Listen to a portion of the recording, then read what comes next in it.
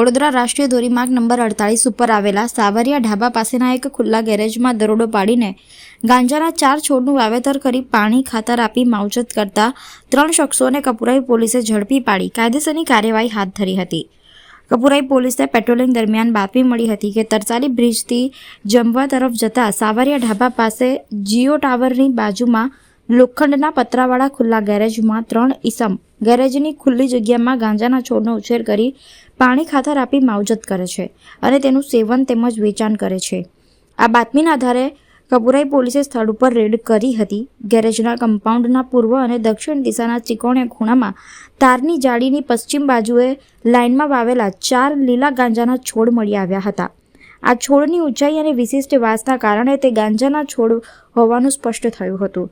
ઘટના સ્થળે હાજર ત્રણેય પાસે ગાંજાના છોડનું વાવેતર કરવા માટે કોઈ પરવાનગી કે પુરાવો માંગતા તેઓ કોઈ દસ્તાવેજો રજૂ કરી શક્યા ન હતા, જેથી પોલીસે એક સગીર સહિત 3 આરોપીઓને ઝડપી પાડ્યા હતા। ઝડપાયેલા આરોપીઓમાં યુપીનો વિજયકુમાર ગૌતમ તેમજ હરિયાણાનો કુલદીપ શેરસિંહ જટાન તેમજ કાયદાના સંઘર્ષમાં આવેલા એક સગીર છે। પોલીસે 3 મોબાઈલ, લીલા ગાંજાના છોડ, 4 નંગ, વજન 13.750 કિલોગ્રામ, કિંમત ₹6,87,500 મળી કુલ ₹7 લાખ થી વધુનો મુદ્દામાલ જપ્ત કર્યો હતો।